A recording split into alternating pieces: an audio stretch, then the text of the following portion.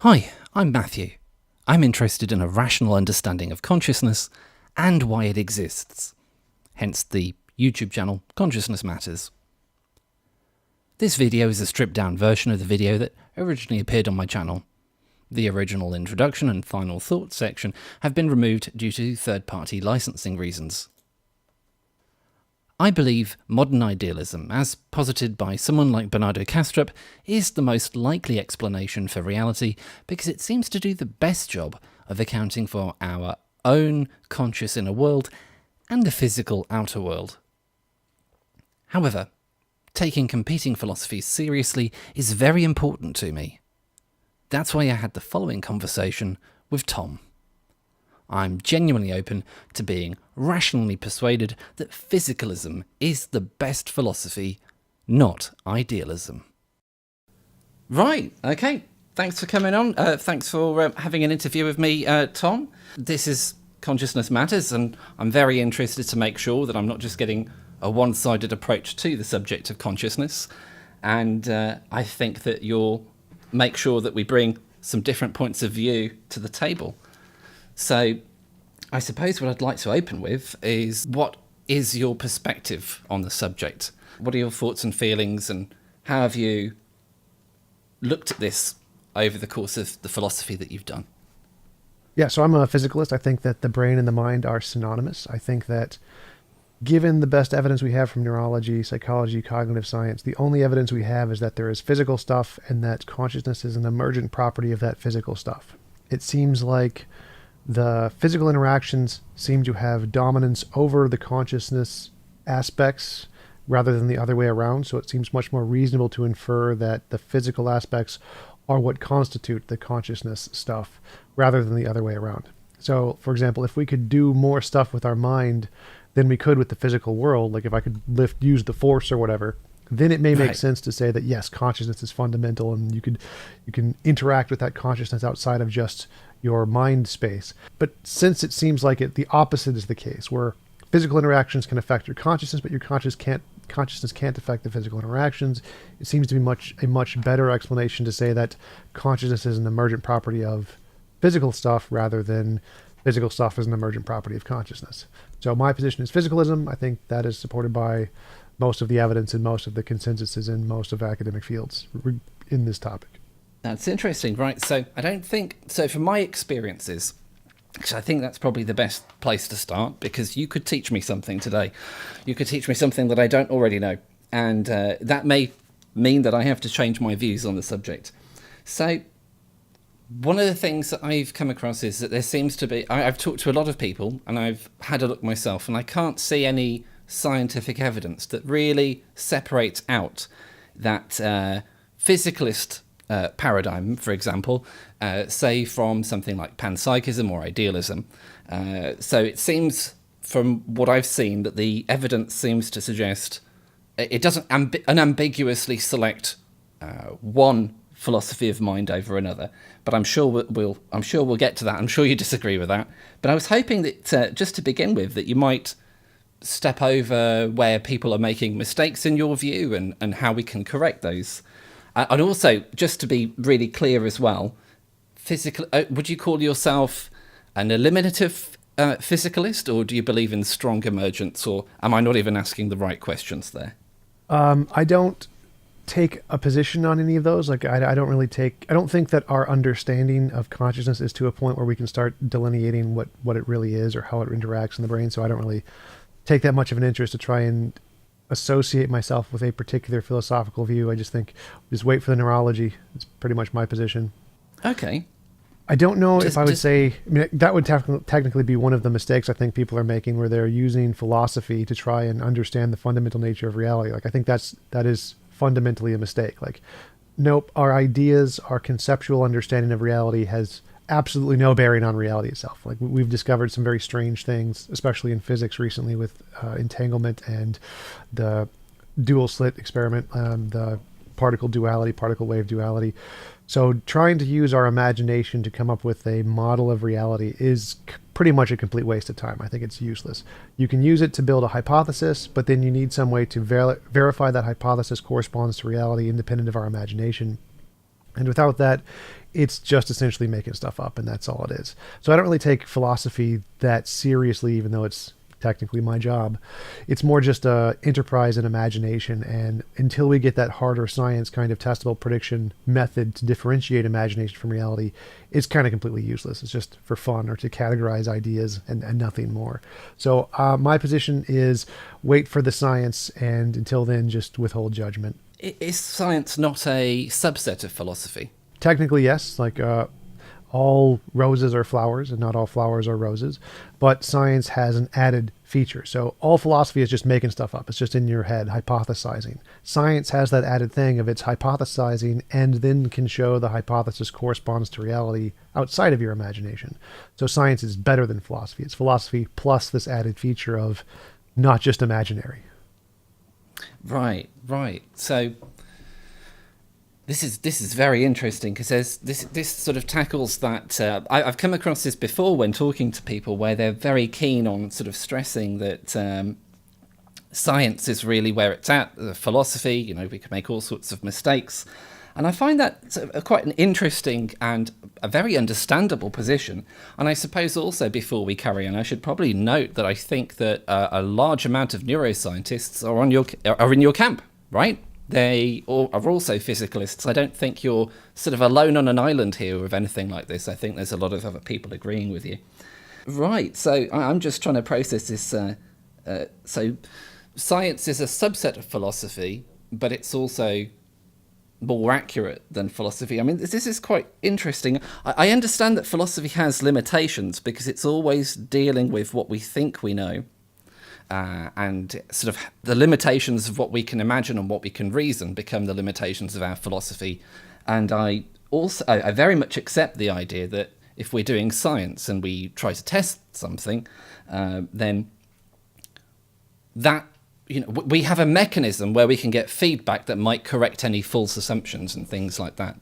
Well, actually, I just wanted to chime in there. So I kind of like thinking of it like Harry Potter and a science textbook are both categories of books, but the science textbook clearly has one additional feature that makes it more important than the Harry Potter book in that it corresponds to reality. So just like science is a subset of philosophy and a science textbook is a subset of books, they have an added feature. So it's the philosophy plus something else, which makes it better, which is that correspondence to reality thing. And that's what philosophy is missing. Philosophy is more like the Harry Potter book or just the category of books in general. Without that added feature to delineate real from imaginary, it doesn't really tell us much about reality. And so you need that added feature for it to be as significant. Right. So I guess I want to try and explore how broad your position in physicalism is. Now, I think I've already sort of tried to do that a little bit by asking whether your understanding was eliminative or... so there isn't anything that we need to... There's no weird mind stuff is what I was trying to get at. That there is no consciousness per se, just the illusion of it. So we're sort of mapping out the possible terrain here without saying which particular mountain that we've got to go for, in my understanding. So we've got eliminative physicalism or eliminative materialism, which is illusionism. And on the other hand, we've got strong emergence, but then we've also got people who sort of take this middle ground and is trying to say that consciousness is weakly emergent. So, yeah, I think they're all silly. I think they're all just farting in the wind, pretty much. Kind of like doing quantum mechanics and trying to explain entanglement or particle wave duality before we ever discovered those things. It's like they're just kind of making stuff up. They have no idea what they're talking about and could go any way, probably has nothing to do with any of the current theories whatsoever. That's probably my interpretation. Like, everyone is wrong. That is my current guess. Everyone is currently wrong and it's something else, but it's probably a product of the brain in some sense. That's absolutely fascinating. Is that not... Is that not having your cake and eating it a little bit, saying everybody is wrong, but those people who say the thing that I agree with are not wrong? Is that not a little bit... Well, no, because I'm saying that, so the philosophical side, they're all wrong. So all of the ones who are saying it's eliminative materialism or minimalistic physicalism, whatever, I don't care. Like, all of it is just making stuff up. I'm going to wait with the science. The science isn't wrong here. The science says consciousness is a product of the brain. We don't know anything more than that. We're just going to stop and wait for the evidence. And that is the correct path to take. My imagination is that consciousness is probably going to be discovered to be some interesting new process of the universe, kind of like quantum physics was, where we just have this new breakthrough and we understand it differently. What that is, I don't know, and it really doesn't make a difference to me. But the way we're going to discover that is not through philosophy. Philosophy is never going to give us an answer. It's just going to be us imagining stuff. It's going to be science that gives us the answer. And so I don't really think there's much value in trying to adopt a label of the contemporary philosophers about what the mind is, because I don't think they really know anything. And so I'm going to wait for the ones that do actually give us knowledge, which is the science. I think that's the better methodology to take. Well, I suppose I'm very keen and very hopeful that will yield results, of course. That sort of idea that science has already shown that consciousness is a product of the brain, that's something I'm very, very interested in. So I was wondering if we could sort of just elaborate on that, please. Right. So in all of the scientific experiments we've ever done, we can do physical interactions that affect consciousness, but not the other way around. We can't use pure consciousness to do things. I can't think about lifting the TV using the force and the TV to float. Like, it just doesn't happen. Sure. So as far as we know, just limiting ourselves to using consciousness or the mechanisms within consciousness itself, it doesn't seem to have any real effect outside of my mind. And that seems to be it. Whereas the opposite seems to be very true, like any physical interaction in the world or in my brain or a scientist jabbing me with an electrode has a ton of influence over my consciousness. We can do that with all kinds of different psychedelic drugs, electrodes, epilepsy, like any kind of physical interaction in the brain seems to affect consciousness to a significant degree. So it's like if you imagine a switch or a lever. If pushing the lever one direction makes something move, but pushing it the other direction does not make it move. It seems like there's a tendency that the first direction has more significance here. This is what's important in the equation. And so the same thing kind of applies to the mind and the body. It's like, because the physical stuff seems to have so much dominance over the consciousness, and the consciousness seems to have so little, if any, influence over the physical stuff, relegated to just possibly causing certain chemical reactions in the brain to cause the body to move, and that's it. It seems highly unlikely to ascribe this consciousness stuff to be more than just a product of the brain. Like if we see dark matter, for example, dark matter is just, it's over there. It is the curvature of space-time around those galaxies. We can see there's more there. It's more than what we calculate for the normal matter, but it's only in that location. It's not like dark matter is permeating everywhere in the universe, so it's just in every single particle ever. It's in that specific location. And so it's more reasonable to think that something in that specific location is causing it, rather than to think it's some fundamental property of the universe that's only being activated in that one region for some reason. I just want to say I'm very sympathetic to you on the notion that consciousness or the mind has no effect over the physical world, right? Okay, so I'm just going to try and remember the correct philosopher's name here. Is it John Searle? He has a show where he says, well, mind over matter is obvious. I want to raise my hand, and the damn thing goes up. And I suppose your perspective on that would be that we can reduce that down to physical causes, right? Would that be right? Sort of. So if we just grant that idealism or dualism, just dualism is true for the sake of the argument, and say there is this consciousness stuff, well, the extent of what it can do is it can cause chemical reactions in the brain. That's it. It doesn't cause my hand to move. No, it just causes the chemical interactions in my brain, which then cascade into the physical stuff. That, yeah. So that makes a lot of sense. So if all consciousness can do is this very small function in the brain to change chemical interactions, that's still pretty insignificant. So even if we knew for a fact dualism was true, and there is this consciousness stuff and there is this material stuff, the material stuff is significantly more important. It has dominance over the consciousness stuff by a huge margin. The consciousness can barely affect the physical stuff at all. So it seems much more reasonable to think the physical stuff is the more important thing in this equation. Interesting.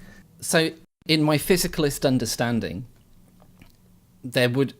we're presupposing that the chemical reactions would normally turn out one particular way, but if we're sort of entertaining this dualist model, we really are speculating there's another entity involved, another thing, or whatever you want to say, that is influencing the way that these chemical reactions turn out in the brain.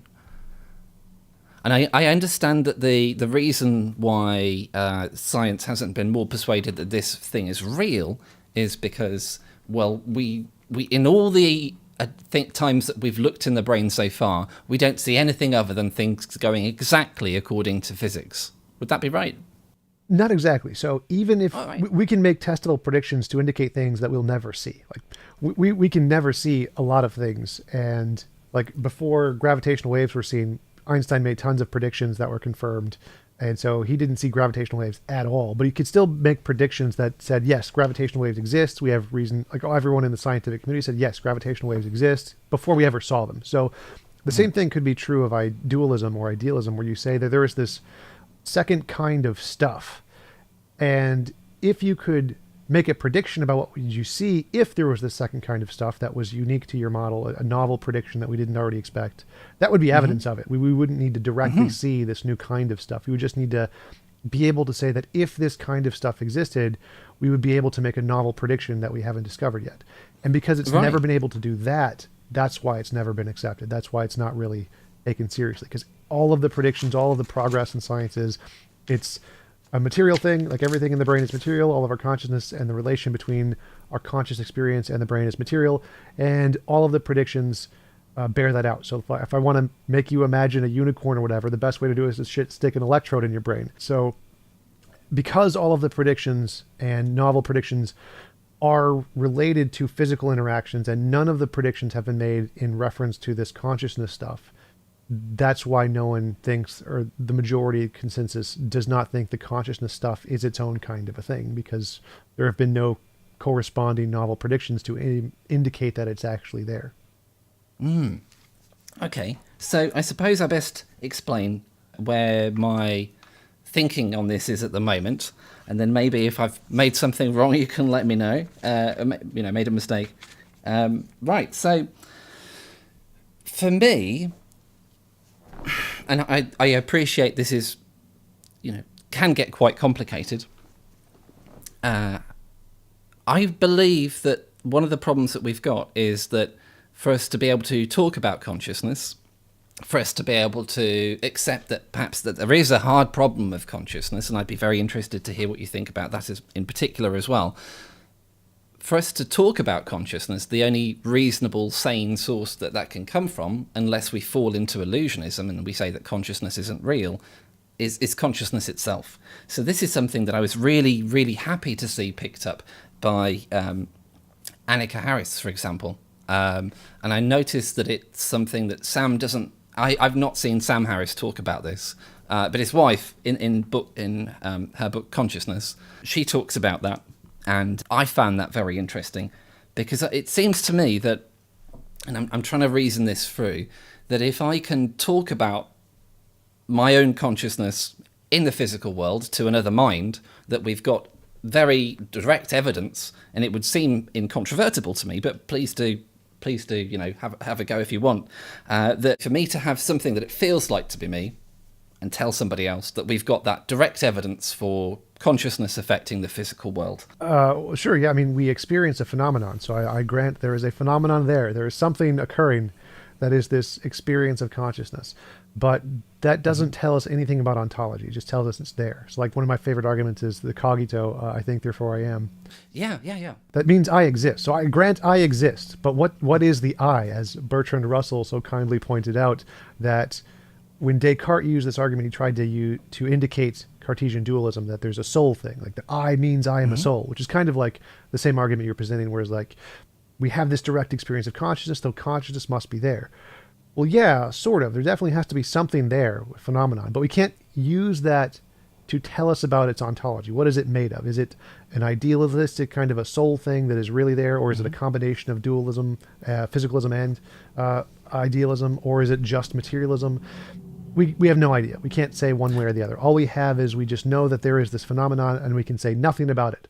Other than that, we have a phenomenon, we don't know what it is. I'm very sympathetic to this notion that we shouldn't jump to conclusions. And I really agree with you there. We should take it through every logical step, and we should be sure of what we're saying, be sure of what we're talking about, rather than sort of going from step 1 to step 5. We shouldn't do that. So I think that without further reasoning, with us just saying that this phenomenon is real, then I'm very sympathetic to where you're coming from with us not sort of going, this means idealism, this means God, whatever it is. However, what I was really driving at with that is that I think that, and I think that a large amount of people in neuroscience are possibly not really considering to the full extent that if consciousness really were an epiphenomena, if it was something that was a one-way product, right? So we never say, if we were going to say, that consciousness never affects the physical world, well, if that were true, well, surely we wouldn't be talking about it, right? No, I think that is presuming your conclusion again. Like, any phenomenon we see could be explained by infinitely many explanations. Like, for example, we could say that we were all created 5 minutes ago by an evil leprechaun or whatever. Now, obviously, that's a possibility. We can't rule that out. There's no way for us to prove that we weren't created 5 minutes ago by an evil leprechaun. But there's infinitely many such imaginary hypotheses that can explain anything, just literally anything. Problem of underdetermination, you can explain any set of data with infinitely many hypotheses. So, for example, Calvinism, the religious Christian position that God created us and we're all 100% determined by God's will, and so there's no free will and God just makes us believe everything that we believe. So in that case, then consciousness is kind of like an epiphenomenon. God just creates our consciousness and we experience what he wants us to experience, and there's nothing we can do about it. And that's a possibility. There's no logical contradiction there. And so if he wants us to have a conversation about consciousness and free will, then we will have a conversation about consciousness and free will. So right. That's definitely a possibility for consciousness to be an epiphenomenon. But I think that, like all hypotheses of consciousness, that missing factor, like you mentioned the steps, we can't just start with our experience. We need to go through the steps. Well, the most important step for me is the differentiate imagination from reality step, I use novel predictions to do that. So if you have a hypothesis, if you don't do that step, it's just hypothesizing. It's just imagining ways the world could be. Logical, possible worlds, doing philosophy doesn't interest me all that much. I don't think it's going to tell me much about the way the world is, because you're missing that step of the differentiate imagination from reality. That's the one that I need for it to be taken seriously in my position. And so without taking that step, then I think we're doing what you mentioned before of just like having a phenomenon and assuming the conclusion. And so I think that step is key to really moving progress forward in the field. I couldn't agree more. So I suppose in the limited conversation that we're having, with to the best of our ability, sort of exploring the issue and trying to think it through with each other, taking that second step to me looks like, so it seems like the first step that we've made here is sort of accepting that consciousness is real, it's a real phenomena, but we're not saying any more about it than that. I suppose what I'd like to know in trying to advance it another step, whether we can sort of like be uncertain or dispute it or accept it, whatever the outcome is for this, but it's that idea that us talking about consciousness may be a phenomena that's not coming from consciousness. I'd really like to dive into that one, because, well, in particular, because the case that I try and make on my channel a lot, and I really am, I promise you, I'm very much open to, if someone explains to me that I'm making a serious error, it'll go up there, it will just be an evolution of my channel. I'll say, I tried this particular branch, it got me to a dead end, it's time to explore the rest of it. I'm really just interested in the truth here. So just to be really clear, we're happy that consciousness is real, right? Yeah, I mean, in some fashion, as a phenomena. In some fashions, which could be a limited materialism, and it's only real in some kind of illusory sense. Still, it's a phenomenon of some kind. So when we say illusory, there, just to be careful, I'm very happy with the idea that it could be something not what it seems. That sort of illusion. And really seeing if we can sort of negotiate to take an option off the table here, because illusionism, in my understanding of philosophy of mind, is really much the hard stance at this, that you think that you're conscious, but you're not. So it feels to me like we're making a bit of progress here in where we can agree with each other, where the overlap is between what we believe in that consciousness is real, and it might be an illusion as in it's not what it seems, but it's not going to be an illusion as in it's not there really. So I would not grant that. So again, I think that right. Everybody's just making stuff up. So all of the philosophy is just people making stuff up. Could it all be true? Yes. It's like saying that could we be created 5 minutes ago by a leprechaun? Yes. Can I disprove it? No. I don't understand that level of eliminative illusionism. Like, I don't get it. No, me neither. To me, it seems like a contradiction, but Yeah, absolutely. but I would never say it's impossible because I don't know enough about the universe to say, no, you're wrong. Even though I think what you're saying is silly, like anybody saying that we were created 5 minutes ago by leprechauns. That sounds very silly to me. I don't believe it, but it's possible. I can't rule out that possibility. And so, Okay. like, for example, if they were able to make testable predictions and progress the field of neurology significantly more than anybody else, then I'd be like, yep, you're right. I still don't understand it, but you're the ones, your theory is the one making predictions and making progress in the world. None of the other ones aren't.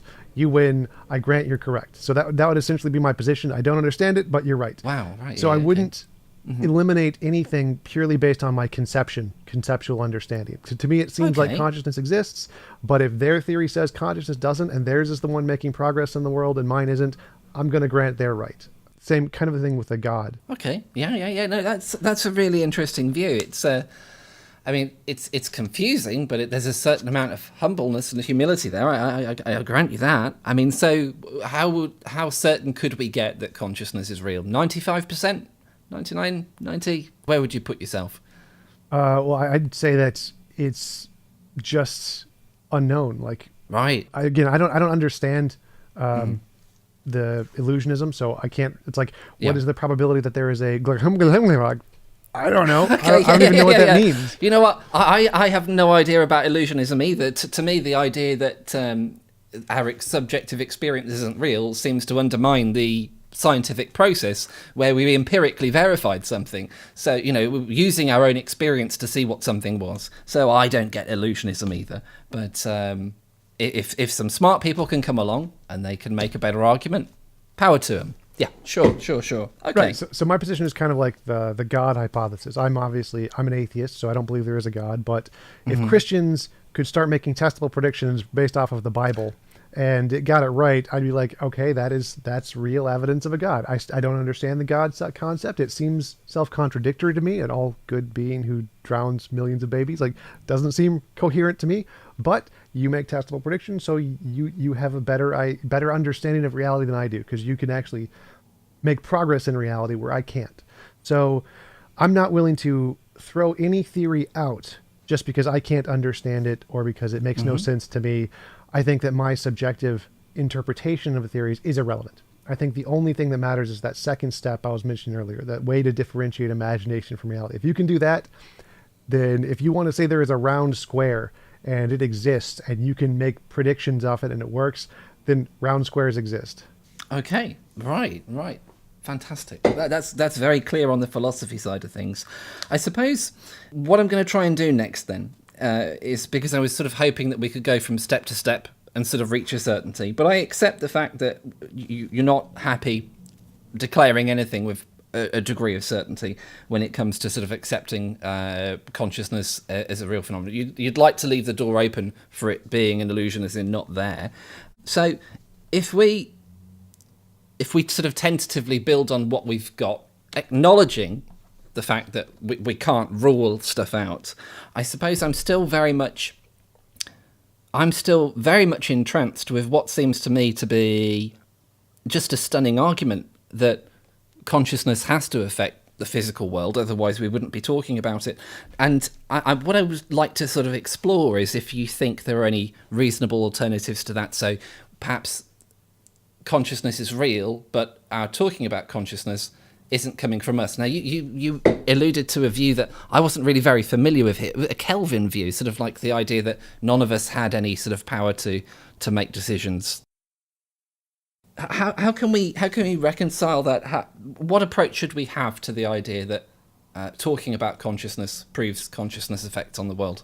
I'm not sure what you mean. So, like Calvinism, it's a branch of Christianity, thinks just God does everything, and we have absolutely zero control whatsoever. So our appearance of choice is just God making the choice for us, and we don't realize it. So if there is some ultimate determining factor and consciousness is just a domino along the line, a determined feature that really doesn't do anything, then that it's perfectly coherent to think that consciousness doesn't actually interact with the world. It's really the world causing the consciousness, and it just appears as if it does, but it doesn't. What about the fact that we can talk about it? What about the fact that, let's say right now, that if I want to try and describe what consciousness is. I mean, I'm going to have to appeal to you understanding it, obviously, but it would be something like, that it feels like something to be me, that I have a visual field, that I witness colours, rather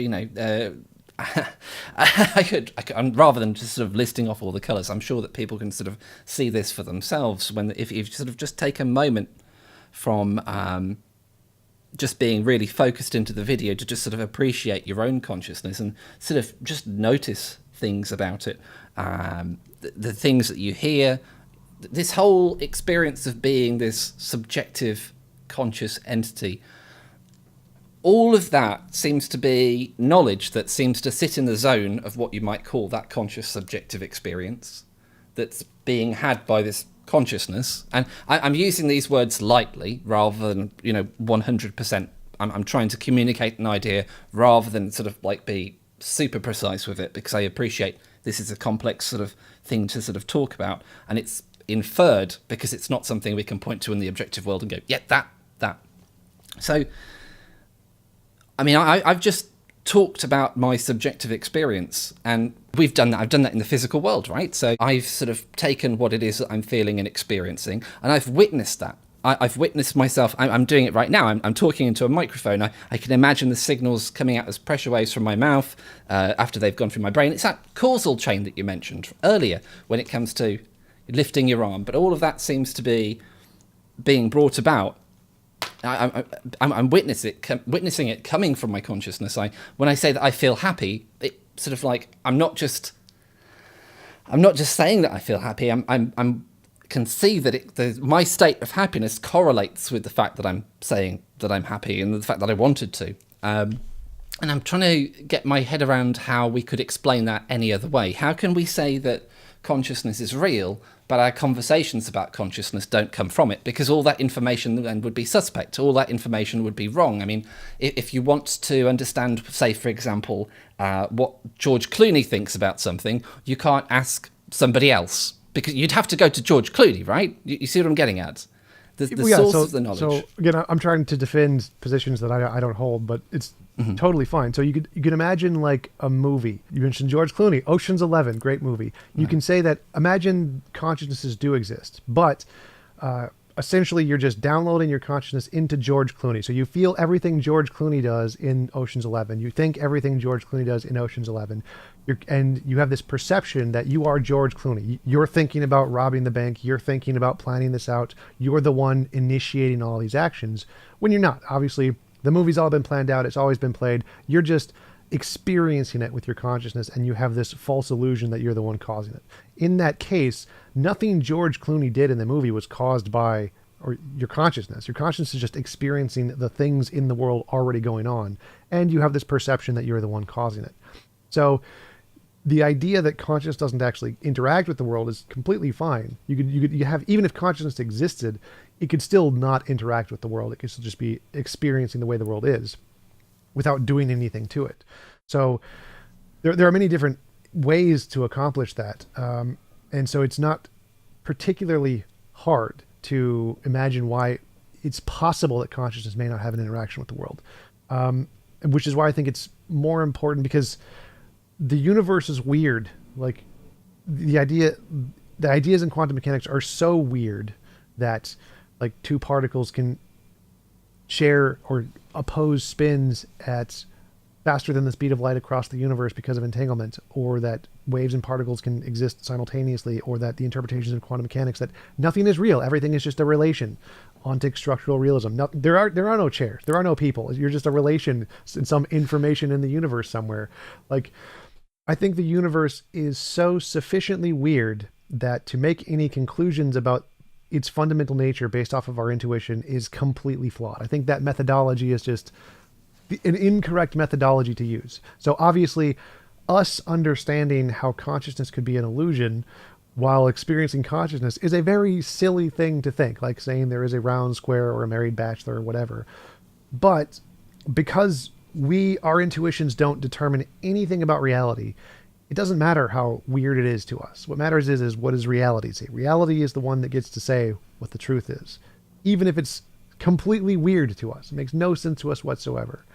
So I can totally understand and empathize with your perspective that when talking about many of these ideologies, it's so strange to the point where you probably never accept it. Like I wouldn't accept illusionism either. To me, consciousness seems real, but because I know how insignificant my conception is when it comes to describing reality, I don't put much weight on that. Whereas it seems that many people who do accept idealism put significantly more weight on their ability to conceptualize as being an accurate description of reality.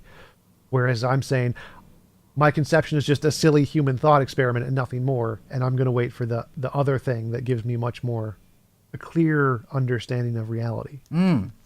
So I suppose the thing that the thing that made my brain do some backflips there was it was the idea that our intuition can tell us that our intuition can't tell us anything. I mean, it seems like it's almost a Mysterian approach that we can never know. And I'm sort of wondering how, when we've set that up, that science can possibly rescue us after that.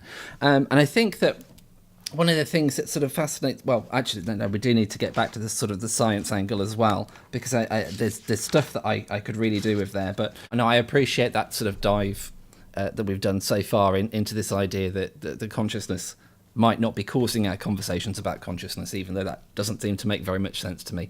I'd like to sympathise with you a bit, though. I'd like to lean into your position, because I am aware that people will confabulate in certain experiments. So they feel like they were responsible for something when they weren't, and that we've sort of done this in science. We've had these sorts of experiments, and that is very interesting to me. Yeah, like the ones where they give you options between two pictures, and they say pick one of the pictures, and you go through like 5 pictures and you pick 5, and then they take some of the ones you didn't pick and put them into the ones you did pick and ask you to give a reason, why did you pick this? And then they start giving reasons for the ones they didn't pick. I picked this one because it has a pretty smile or whatever. Like, you didn't actually pick that one. Yeah. It does mean that we are somewhat opaque to ourselves, doesn't it? Yeah. Okay, that's fantastic. Right. So, right. I suppose what I'm curious about is why do you feel that science leads you to physicalism? Because... Why doesn't science just make you agnostic? Why not just go, you know what? I've got no idea if consciousness emerges or whether it's fundamental. I just don't know. I'm not going to use the label of physicalist because it would seem to suggest a philosophy that I just can't know. What made you go for physicalist? So the novel testable predictions thing is my key here. So as I mentioned earlier, if Christians believe there is this all-powerful, all-knowing being, like, obviously we could never know if it was all-powerful. Like, even if we watched it create 1 billion universes, that doesn't mean it could create infinitely many universes. We could never know that the God wasn't created by a previous God. But if you can have a hypothesis that makes consistent testable predictions which are correct, like saying, I believe God is all-powerful, therefore he can create 10 million universes, he snaps his finger, creates 10 million universes, that's evidence towards the conclusion he's all-powerful, even though you could never know he's all-powerful. So you'll never be able to provide sufficient evidence to justify that he's truly all-powerful, but you do have evidence in the direction. So physicalism is the same kind of thing, where we can never know for certain that material stuff is the fundamental nature of reality. But we can use that to make predictions about how things in our brain interact. Like, if it's all material and we zap your brain in this location, you're going to see a pink elephant. We do it, you see a pink elephant. Like, okay, we can just use that as an inference that, yeah, physicalism is probably true. So because all of the progress in science and neurology and has been based off of ideas of physical interactions, and those have been able to make progress more than any other field, just like if Christians were able to make predictions about the world based off of their God belief, we can just infer that that hypothesis is true. It doesn't give us certainty. It doesn't get us all the way to the fact that God is all powerful or that there's only physical stuff in the universe. But because it's making progress, because it's getting that extra step to differentiate imagination from reality and the others aren't, we can infer that's the one that's probably true. So I'm just going to try and voice it back to you to make sure that I'm on the same page, to make sure I understand where you're coming from. It would be something like, it's probably only the laws of physics at play and physical processes because of the power that analysing things in those terms has given us, the we've made predictions about how things should behave in physical terms. They follow those predictions. It sort of looks like it's all just physical. Is that a fair restatement of your argument? Yeah, pretty much. Okay, all right. Well, I mean, to me, and I understand that this is going to be sort of shaky ground for yourself. So, but just to respond to that, because I do need to, otherwise I'm going to have to think about changing to being a physicalist. So I would say that I will grant you that the world definitely seems to be following these mathematical laws, these sort of physical laws, from my own point of view, because I see my consciousness as having an effect on the world. For me, I've already accepted the idea that there is more than just physical law unfolding at play here. For me, I feel like I have choices. I take that idea that I have choices and that I impact reality very seriously, if not for the reason that that's the way that most human beings want me to actually act out my life. Most human beings want me to behave as if I'm making choices, as if I'm doing things. I feel like I have to put effort into a day to make things happen. It feels like I'm the one doing it. And there's an awful lot of this, and it seems to permeate for our entire society. It seems to be the way that our court systems are built up, for example. And so I ascribe agency to consciousness, and I want to really be very serious about the point that the physical sciences have been tremendously useful to us, been tremendously powerful, and they have made these fantastic predictions. My understanding of physicalism isn't saying that physical stuff's important and seems to be primary. It's almost an absolutist position. Physicalism to me seems to be, well, that's all there really is at the fundamental layer, at the fundamental level even, that all we've got are physical processes. And I mean, I just don't see how you can possibly get consciousness out of that.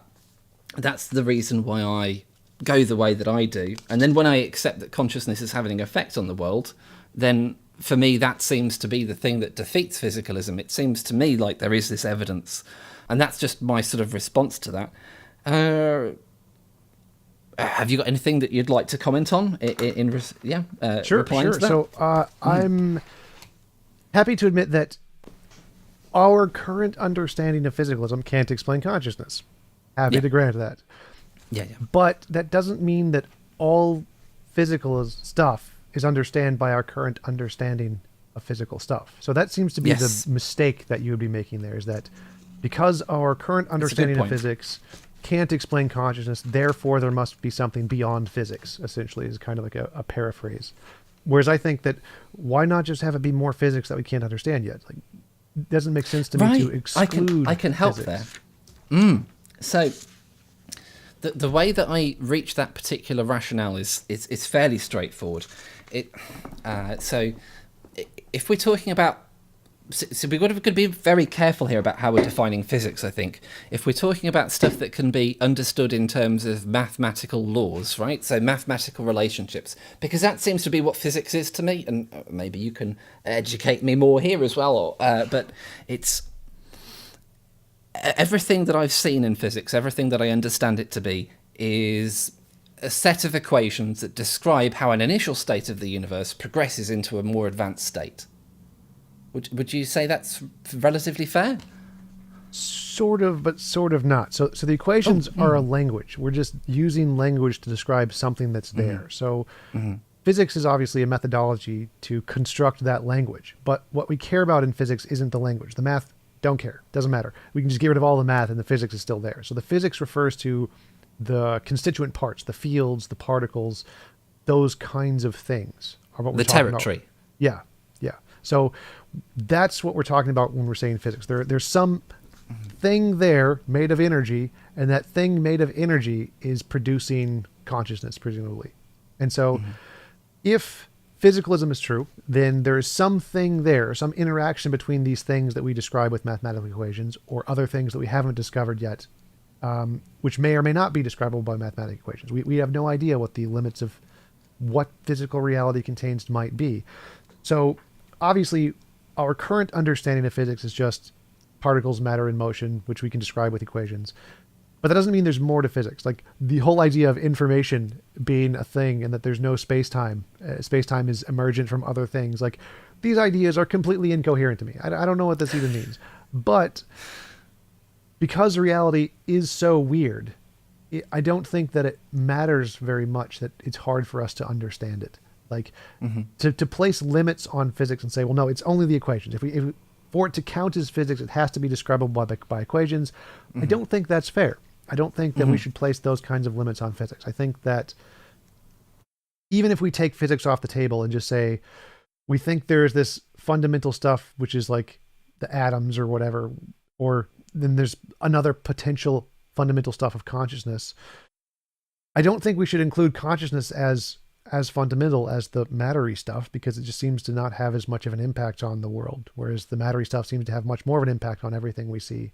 And so I don't think trying to limit the field of physics to being things we can describe with mathematical equations and then saying, maybe we can't describe consciousness with a mathematical equation, therefore it's a new kind of thing unto itself, rather than just some kind of an emergent property of other physical things we just don't understand yet. I still think taking the approach that it is an emergent property of those physical thingies in some way is a better approach. Let me pass that. So the physics equaling these mathematical equations is not fair. And I have some sort of sympathy with that, but the reason that I'm trying to do that is because I'm very aware that what we could do is we could just have physics expand to fill any territory that we wanted. We could say everything is physics, but this thing isn't physics. It is now, I just made it so. I just included it in the definition. So that's the reason. I have the same sort of issue with naturalism. It would seem that anything that we can encounter and then interact with and then sort of describe and make sense of would you could reasonably say would be natural. It seems to be an ever-expanding term that can encompass anything. And so I suppose that's the reason why I'm trying to put some sort of limits on my conception or conceptual understanding of what physics can be. If we could say that we've got physics, which is this mathematical, let me be very careful how I phrase this. If we've got physics, which we can represent with mathematical equations, regardless of the difference between the map and the territory, we can represent it, we can predict its behavior, we've got it, right? It's in these sorts of mathematical equations. The sort of thing that you'd probably want if you were working for CERN on a t-shirt, right? If we then go along and say that consciousness is affecting things, but it can't be modelled by these equations in the same way, I guess my concern is, well, couldn't you just then say, well, consciousness is just a part of physics? I mean, do you see what I'm getting at here? It's almost, does it become a word game after a while? Well, sort of. I think the real question, because, we get lost in the semantics a lot, but I think the real question is if we understand that consciousness exists in some sense and matter exists in some sense, and they're both in reality, where in the hierarchy of reality are they? Right. Is matter over here and consciousness over here, and they're separate things and they're equally fundamental? Or is matter the baseline and then consciousness is some emergent property of some combination of different kinds of mattery things? Or is it the other way around? So we're asking more about where the order of operations of reality, essentially. What is the more fundamental thing? And it seems more reasonable to me to think that consciousness, wherever or whatever it is not even close to as fundamental as the energy stuff we know about in physics. The energy stuff we know about using the equations, quantum fields, whatever, seems to be far more fundamental. So even if we don't know what consciousness is or where it is, it definitely seems to be less fundamental, like not even close to the base level of the quantum fields thingy. So it's not even close to that when it comes to fundamentality of the universe. So it seems, even though we don't know what consciousness is yet, it seems more reasonable to place it at a much higher level as an emergent or follow-up to the more base level of the physics we know about. And as we get closer to the fundamental nature of reality, we'll discover more of those kinds of fieldy, physicsy, fundamental stuff. And I don't think we're going to ever discover consciousness there. I think we're going to discover more really interesting things. And interactions between those interesting things are what's going to produce consciousness. Consciousness being an emergent property of whatever that fundamental stuff is, but consciousness itself not being there. Right. Yeah, okay. Well, I suppose what I'd say is that I think we have a problem when it comes to when we're using the word emergent, in the sense that we could say that, say, for example, snowflake is emergent from water and cold, and maybe some, like a dust particle to seed it. Something like that, right? Yeah, that's fair. So let's clarify emergence there. So Yeah. I think consciousness is more like an organ, like a heart. It is a thing that is built of other things. None of those things that build the heart itself is itself a heart. And so, like, our consciousness is a thing built of other things, none of which themselves are consciousness. So I think it's an emergent property of non-conscious things. The reason that I believe the other way around, right? So the reason why I think of it as being fundamental is because I've been brought up, educated with this idea in science that we can describe things in terms of fundamentals, right? So we could talk about chemistry, but what we'd really be doing is talking about another layer of physics. We're not really describing anything more than quarks, electrons, atoms, stuff like that. They're just doing their normal business. It's not like chemistry is somehow another level which then changes the underlying level. So it doesn't pop up and then start tinkering around with the mechanics of physics. It's just physics at a different level of complexity.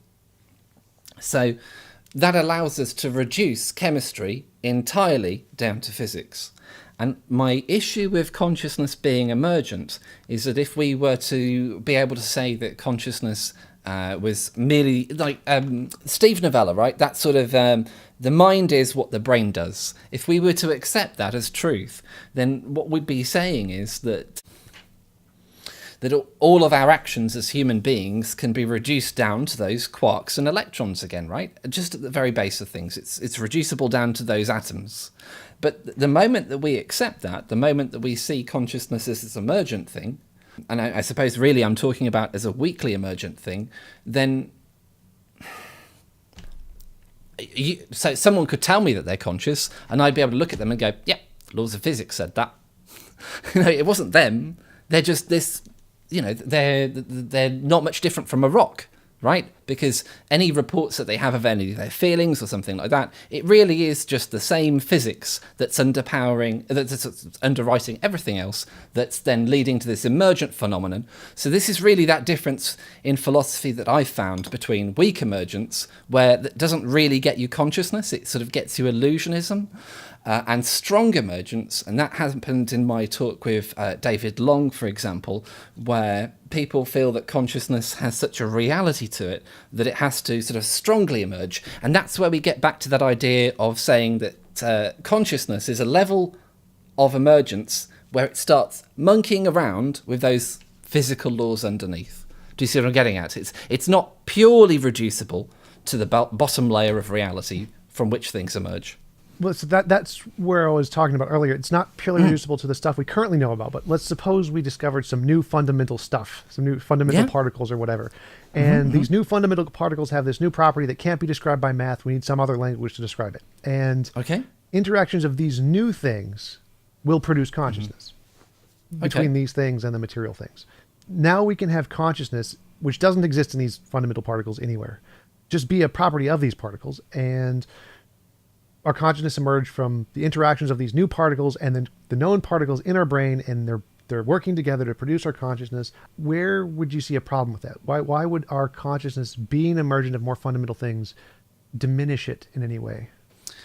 Well, it would only diminish it if the utterance of saying to somebody else that I'm a conscious being was reducible to something that wasn't me, because that seems logically incoherent. Wait, just to clarify, so like, wouldn't that be contingent, like just a fact of reality? Like if you say you're conscious and I'm supposedly an omniscient being who knows everything, I could just say facts of reality, Matthew's conscious, yep, know it. And that has nothing to do with you. That's just a fact of reality. Wouldn't that be an example of what you just said?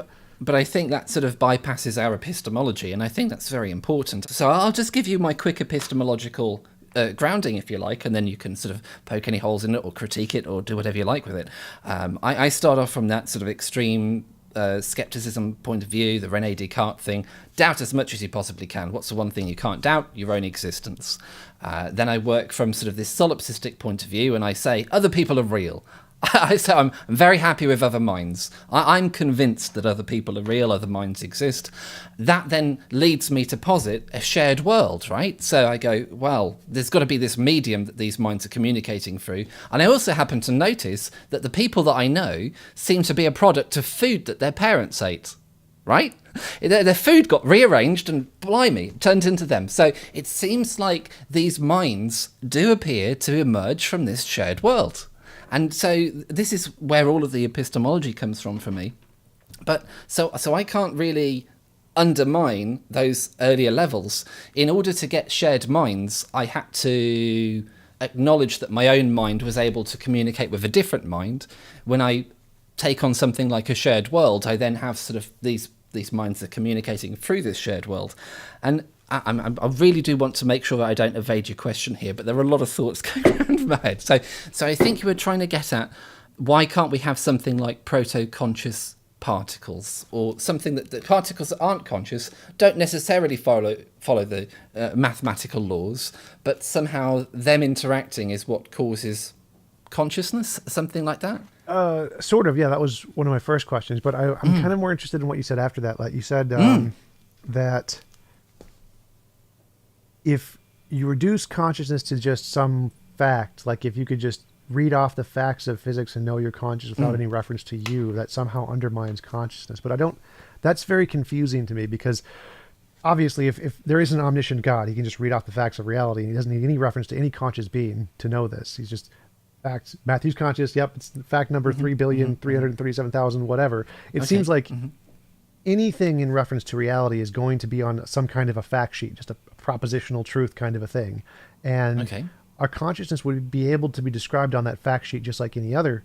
So wouldn't that, it seems confusing to me that when you say that knowing consciousness by this fact sheet would somehow diminish consciousness, I don't understand why that would follow. Well, for me, part of what defines consciousness isn't just the fact that, I think I want to try and accept this idea of a fact sheet, although I have issues with it, because it's like, well, how do I know there's a fact sheet? How do I know that? How do I know the things on it are facts, right?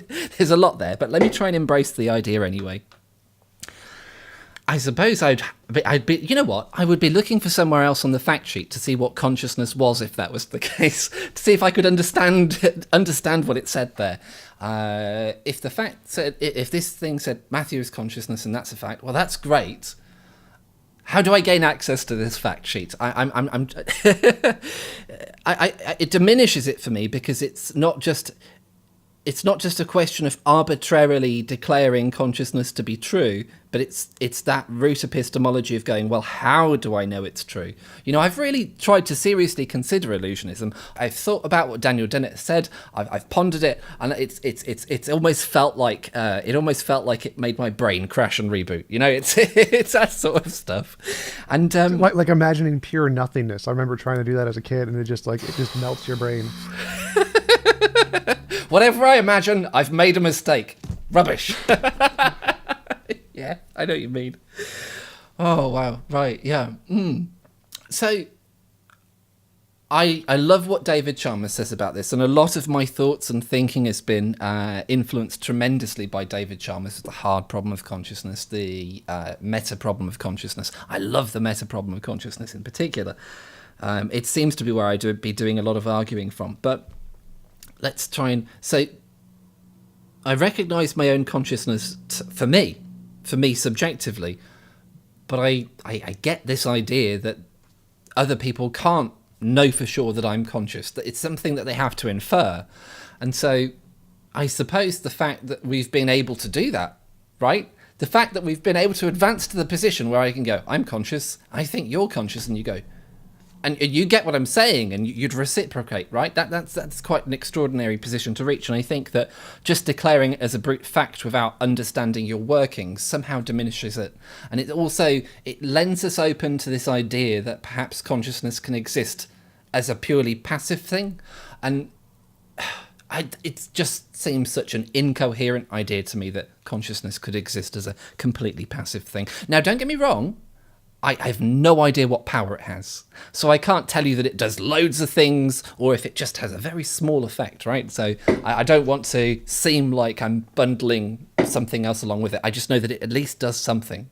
That's how I reason it for myself anyway. Sure. I mean, so even if we go back and just grant that consciousness does something, if we're going to place it on the hierarchy of reality, like what seems to do the most? Well, quantum field seems to do the most of everything. It seems to have the most impact on reality. And if we compare that to consciousness, what does consciousness seem to be able to do? It's significantly farther down the list. Like if we just measure things in the universe, consciousness is down there with rocks, or probably less than rocks of what it does in the universe overall. But I'm still kind of confused between your application of epistemology versus ontology, because to me, the facts list of the universe is the ontology. I think there is an ontology of reality. There are just facts that describe what reality is like. And then our epistemology of how we try to get to that is kind of like the chemistry to physics thing you mentioned earlier. Like our epistemology makes no difference to the ontology. Ontology doesn't care about our epistemology. Our epistemology is describing or trying to get to the ontology. And so it seems like you're doing the opposite, where you're using the chemistry, the epistemology, to try and influence the ontology. You're saying that because this is the way we can approach knowledge, or because we can gain knowledge in this way, then we can infer something about the ontology by the way our epistemic means of getting it. We get it through consciousness, therefore consciousness itself is fundamental, is one of the more base level things to reality. I don't think that is the correct way to assess what level consciousness would be at. To me, it seems more like assessing what does more in the universe, what has more of an impact as far as we can tell, would be a better way to assess where consciousness should be placed on the hierarchy of real stuff.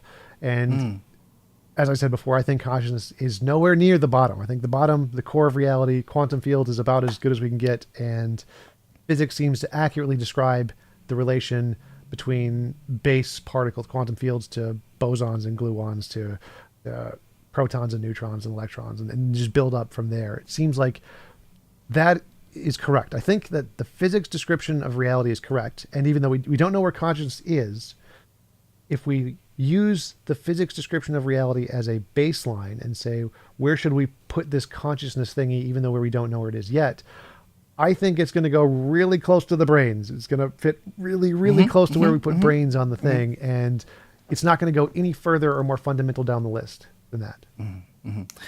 I think that's a very reasonable place to come at things from.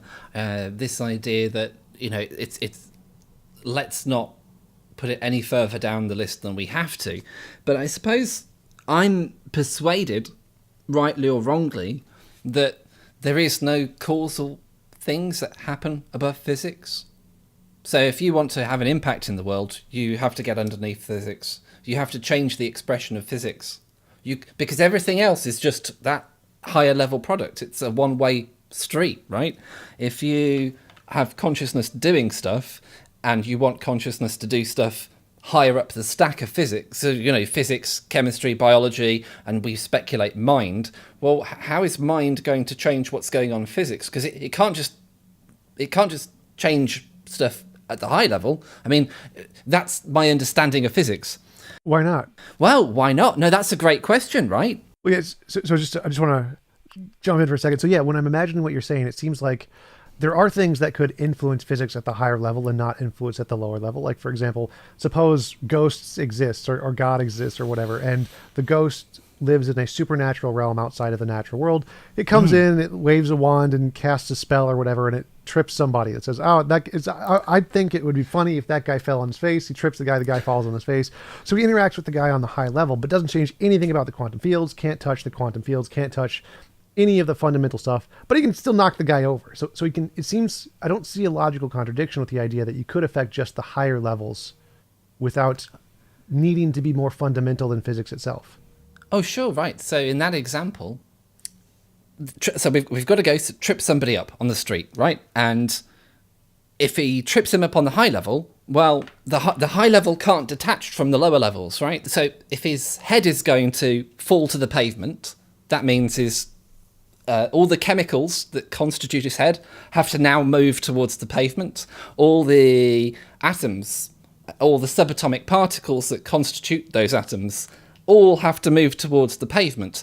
We have this problem that we can't detach the higher level from the lower level. And that's the issue, right? That's the reason why if the ghost is going to trip our friend up, it can't just trip the friend up on the higher levels. All the subatomic particles have to move. It has to be completely expressed within physics, and so it has to affect the lower level from which everything emerges. Well, sure, it has to affect the lower level, but it doesn't change the law of gravity. It doesn't change any of the fundamental forces. All it's doing is affecting the forces that are already there. So it's like if you wanted to change gravity, I would think that you would have to be more fundamental than gravity. But to affect gravity, you don't have to be more fundamental than gravity. So I think there's a difference between the perception that you can influence something that's already there versus fundamentally change it at its core. And I think that consciousness or the ghost can influence the laws that are there and interact with them in some way without necessarily having to be more fundamental to like fundamentally change everything about gravity. Right, so this is really interesting. How do we affect a physical law without changing it? Because I'm trying to, because I think you've furnished us both with a fantastic example here, right? It's an amusing example. It's kind of funny. It's something fun to play with. We've got this ghost, and he's got to trip up somebody who's walking along the pavement, and how is he going to do this? Increases the mass of his foot without affecting? So all he does is essentially increase the mass of his foot or whatever. So he's just saying the mass is there. I can't change gravity. Gravity's there, but I can add mass. Like I can just add a proton there or something. I can just add some of the already existing physics, or I could move the air so it just blocks his leg or whatever. So it's just affecting the things that are there without actually changing any of the laws of physics. Right. So we've got those to pan back to the start of the universe, as you do. We've got this initial state. We've got these physical laws that sort of describe really beautifully how we go from one state to another. And to get our guy to fall over on the pavement, instead of changing the physical laws, we're changing the initial state. We're adding something to the universe that wasn't there before. Well, not the initial state. So I'd say like the ghost is outside of the universe. Big Bang happens, 13 billion years pass. The ghost comes into the universe, materializes. So it enters into the physical world in some way to cause physical changes at that time without changing anything about the initial states, doesn't change anything about the laws of physics. It just enters into the laws of physics or enters into the physical universe as a rock or whatever for the guy to trip over. Okay. So we're sort of transplanting matter from one universe that we don't understand into this universe that we do understand, and when that matter has been brought in, it affects an outcome. Right, so you convert supernatural matter to regular matter. Ooh, right, wow. Okay, well, that's interesting. You've kind of got me there. Yeah, I'd honestly just not considered the content of the universe as we know it to be variable like that. All right, you've given me something new to think about there. I really appreciate that. Yeah, absolutely. Right, okay. Where would we like to move to from there? Because I can't counter that. I have no idea. I don't know. I think we've talked over most of the major points. Do you have you heard of Richard Brown? Have you had him on your show? I haven't yet. He is a good friend of mine. He's a professor in Concordia. I don't remember which college in New York somewhere. And he's been on my show a few times. I think he would be great for you to interview. I think you'd really enjoy talking with him as well. Fantastic. Thank you. I really appreciate that. Okay. Yeah, so I suppose I know what I should do here. So I accept what you're saying about not necessarily changing the laws, but adding something that wasn't there before. So I did need to answer that question that you set out of the order of operation, consciousness. Where should we put it? And now obviously, I was certainly trying to answer that and sort of explain at least or give a rationale for what I believed. I suppose the difficulty that we have with sort of adding stuff to the universe or changing the laws, whichever way you do it, right? So we've definitely sort of talked through a couple of different ways of doing it. Whichever one that you do, it does seem, because even if you're going to add, yeah, actually that's it. That's my mind's just still processing that. So even if you're going to add that extra mass, and even if you're going to transplant it from somewhere else, it's still going to be added at the bottom level, isn't it? It's still going to, that extra mass is still going to be stuff that's represented at the bottom level of physics. Sure. So it's going to enter in at reality. So obviously, anything you do has to have an effect in reality. So it's going to have an effect on that bottom level of absolutely everything. But the ability for the ghost can only change certain things. He's limited in power. He can't just do anything he wants. He can't change gravity. All he can do is convert his own supernatural matter to normal matter. And so it would be completely coherent to have the idea that there is this ghost who can have a particular kind of effect at the higher levels, create matter or whatever, without having any ability to affect the laws of physics or what's going to happen to the matter after he creates it. Agreed. Yep. I'm with you. So I would essentially portray consciousness in the same kind of a light, where you can have some kind of a emergent property where there's this stuff that happens at this higher level, and it has absolutely nothing to do with the bottom level. So there's no consciousness at the fundamental level. It's just like one of those ghost things where it interacts at this particular level without having any effect at the bottom level. Right. So it's sort of, it sort of sounds like it is sort of a ghost in the machine in that sort of conception of it. But I feel... Literally a ghost. Yeah. I feel that this is described quite well by the idea of strong emergence, that we can have these higher level things that affect what's going on in the world that don't derive from the bottom level. Would you think that's fair to call that a strongly emergent effect that we're sort of playing around with? Sure. I think there's lots of different ways you could characterize. I think that would be a fair characterization, possibly. Excellent. Okay, right, let's have a quick look through where we've been so far and see if there's anything that's missing. Is there anything that comes to your mind as any questions you'd like to ask, or any particular points you'd like to raise?